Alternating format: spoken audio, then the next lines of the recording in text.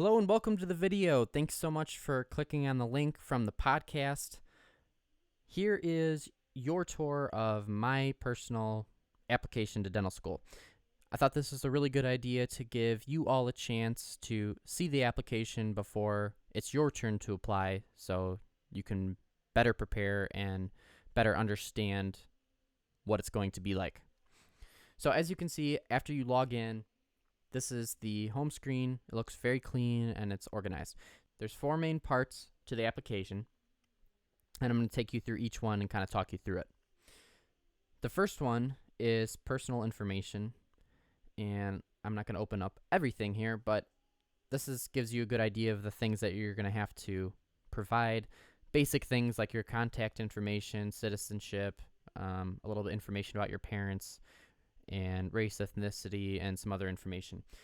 So this is pretty easy and straightforward. Not too hard. This shouldn't take you long at all. Now, what might take you some time is the academic history. The first 2 sections are easy. You're just going to have to tell them what high school and what college or colleges you attended. But what's going to take time is this transcript entry. Now, if you remember in the podcast episode, I talked about you sending AADSAS your application, but in addition to that, you're also going to have to manually input all of your transcripts into that application here.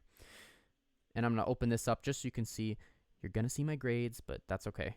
We're going to preview and have this load. Okay, so this is an example of just one semester. This is my first semester of my freshman year. And you're going to have to do this for all the semesters that you've already completed, and then the semesters that you have not completed, you're going to have to input courses that you plan to take. Now, the information that you're going to have is kind of the abbreviation for the course and the number, the course title, the subject, and then the amount of credits and grade that you got. Now, you're going to have to do this for every single class, and some people think it's tedious, so they actually offer a service where you can pay somebody to input all of this in your application for you if you send them your unofficial transcript. But then that just adds a middleman, and that just adds somebody else that you're going to have to wait on. I don't really recommend that strategy. If you're somebody that wants to go ahead and do that, you can, but I think it's faster and more efficient if you were just to sit down and do it. It didn't take me more than an hour to do, so it's really not that long. So after you're done with that, the only other thing you're going to have to do is, if you have your DAT score at this point, you can manually input those as well. Now, I don't have full access to this application anymore since the application cycle has closed, but I believe this is where you're going to find that transcript matching form I was talking about in the podcast episode that you will send off to your registrars or your student center to be attached to your transcript before it gets sent off to AADSAS for processing and verification and those kind of things. This is the most important section. I would recommend you starting with this first before you complete any other section. Just take care of your transcripts and grades, and then you can go back and do everything else. Let's go back to the home screen here. Okay. Now, the third section is supporting information. So the 2 biggest sections of this are the academic history and the supporting information. So I'm going to take you into this now. And this is where you're going to input your evaluations, which are your letters of recommendation, your experiences, which they call them, but what that's going to entail is your shadowing hours, your volunteer hours, extracurricular activities, and any employment history that you have. And then some achievements, licenses, and then you're going to copy and paste your personal statement at the last section. But I want to talk about evaluations really quick, because if you used Interfolio like I suggested, each of your letters is going to have a special Interfolio email address linked with it. So when you're going into each professor, and it's going to ask for your professor's email or the dentist's email that provided you your letter of recommendation, instead of putting their personal email in, you're going to put the Interfolio email in. And what that's going to do is that Interfolio will just automatically upload your letter for you. That's why it's really important that you use Interfolio, just because You don't have to track down your professors and have them write you letters while the application is live. All of that's done already, and you can just upload it and move right along. And usually I think it takes between 24 and 48 hours for that, for Interfolio to upload your letters. So pretty quick turnaround on their part. So it's a really good service. And now we're going to move on to experiences. Now, experiences, as I said, are all these shadowing hours, volunteer hours, extracurriculars, other things, employment history. Now, this is where keeping a journal is really going to come in handy. Like I said in the podcast episode, if you document everything, this section is going to be really easy. You just put all of that information in. Now, if you haven't been taking a journal, this might be a little harder. You might have to go back to your calendar or try to recall the dates and hours and each individual experience that you had. So it's important to document all of this if you can. And then the last part to this section is the personal statement. Application. Okay, program materials. This is the last one. This is each school that you apply to.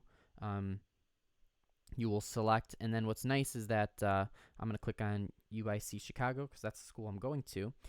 This is where typically they're going to have links to their secondary applications, and usually, don't worry, the secondary applications aren't tough. All you're going to need is, to input your contact information and pay them some money. That's pretty much what the supplementary application is, which is a bummer, but we all have to do it. In addition to that, link to the supplemental or secondary application, and they'll have some general dates and deadlines and things like that. They're going to have this prerequisites tab here.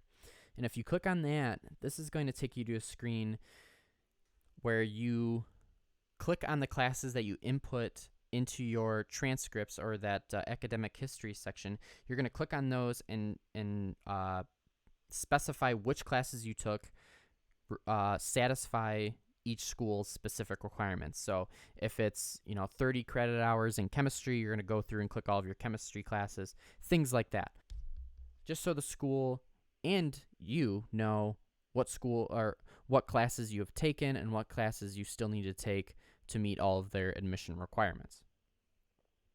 Now, that is the bulk of what you are going to be actually inputting into the application. As you can see along the top here, so this is where all the application information will be inputted into. Add program is the page where you can add another school or drop schools that you're applying to, things like that. Submit application is where you will go to pay and to submit your application. And then the most handy one, and the one that I found that I was checking constantly because I couldn't go more than a day without checking it, is this check status button, which is really helpful. It's a blessing and a curse. But what it's going to do is it's going to track your progress. It's going to track your progress of whether AADSAS has all of your transcripts and they have verified them, if they've gotten all of your letters of recommendation, if they've received your DAT scores, and then also below, it'll show you your different decisions from different schools. And as you can see, I ended up ultimately accepting UIC Chicago. But it's really handy to be able to track your progress and to make sure that you're getting things done on time. So I really hope you have a better understanding of the application and understand how crucial it is for you to have all this information done, because all you have to do is copy and paste pretty much. It'll make your life a heck of a lot easier and reduce a lot of your stress, and you can spend more time enjoying your summer than worrying about your application. Thank you very much. I want to thank you guys for not only tuning into the podcast, but tuning into this video. I hope you guys found this helpful. I sure did when the former president of the Hoosier Dental Club at Indiana showed me their personal application. So I thought I would kind of carry this on and bring this to all of you.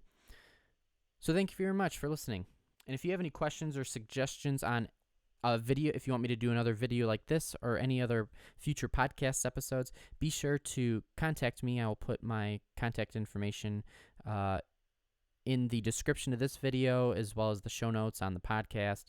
So be sure to contact me. Let me know if you're finding these helpful, or if you need additional help, or if you have anything related to dentistry. I'd love to chat and get to know you a little bit. So thanks again for tuning into this video, and I'll see you in the next podcast episode. My name is Brandon Evert, signing out.